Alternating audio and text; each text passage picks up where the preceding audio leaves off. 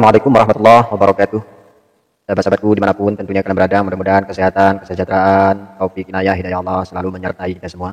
Pada pertemuan kali ini tentu seperti biasa kita masih di seputar tentang mengkaji nasab daripada kalangan Ba'alawi yang masih diragukan atau tesis yang diajukan oleh Kiai Imaduddin Al-Bantani. Nah, pada akhir-akhir ini di mana nampak-nampaknya condong lebih buyar dan kita tidak fokus dalam membedah nasab, dan yang lebih penting judulnya adalah penelitian. Jadi akhir-akhir ini justru yang terjadi kita saling menyerang personal, saling caci, saling maki, bully, hina dan sebagainya. Baik di kalangan para tokoh, alim ulama juga terlibat di dalam masalah ini. Kemudian lagi ada kesan seolah-olah yang hadir dari kalangan Bani Alawi dan pembelanya seakan-akan ingin melupakan pertanyaan yang sentral pada mereka. Seakan-akan mereka menghilangkan jejak, membuat jalan agar supaya kita terlena, tidak lagi fokus tentang permasalahan awal atau pokok. Ya, oleh karena itu tidak heran muncul orang sekarang ini justru menjadi peneliti semua. Peneliti kitabnya Kiai Imad, jadi peneliti nasab seseorang, ya. Jadi dibenturkan satu sama lain. Yang akhirnya jadi jawaban individu per individu dan tidak lagi fokus pada permasalahan Bani Alawi. Mungkin ini juga adalah biasa yang mereka bangun, tetapi kita tidak boleh terlena karena ini menyangkut akidah yang harus terang benderang, yang harus jelas tentunya duduk masalahnya. Saudara-saudaraku, pada kesempatan ini pula tentunya saya ingin memaparkan bahwa yang kita fokus, yang diharapkan oleh Kiai Imad itu adalah penelitian sesuai dengan judulnya. Ya, baik itu dia copy paste dan sebagainya, apakah kalian anggap koran ataupun makalah, itu terserah kalian. Kan tetapi inti dari sesuatu itu adalah menunjukkan ada problem, ada pertanyaan yang wajib harus mendapatkan jawaban karena ini adalah menyangkut baginda Rasulullah SAW yang kita semua pakai akidah dan syariatnya. Tuh. Jadi yang namanya penelitian terlalu prematur, terlalu tergesa-gesa. Jikalau dzurriyyah Bani Alawi atau Ubaidillah sekarang ini mengisbatkan langsung dirinya tersambung nasabnya kepada baginda Rasulullah SAW. Itu kalau mau kita teliti. Begitu juga terlalu tergesa-gesa bagi Kiai Imad untuk membatalkan nasab Ba'alawi. Pahami di situ. Karena mengapa kita masih meyakini adanya dzurriyyah Rasulullah SAW?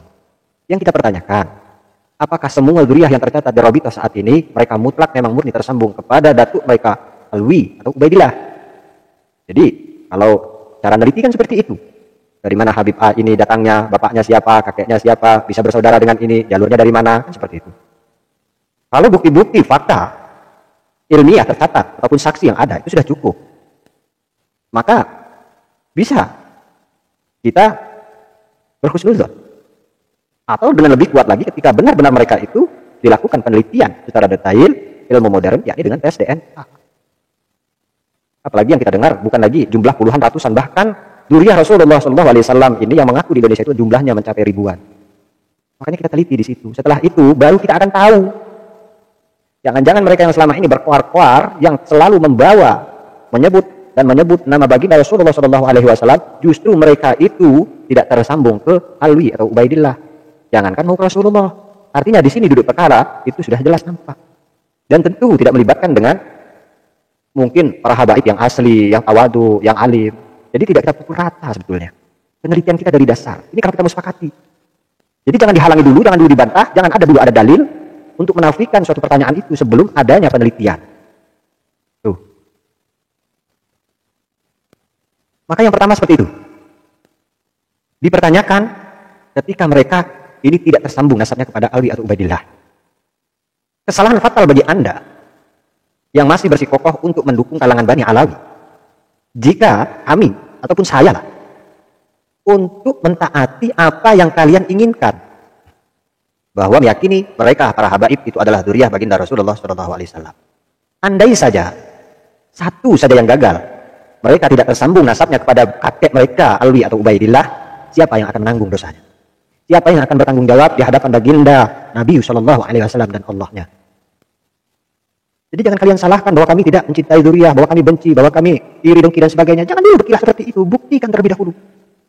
Maka ketika kalian terbukti, maka keyakinan kami akan 2-3 kali lipat dari apa yang kami capai atau yang kami laksanakan pada saat ini.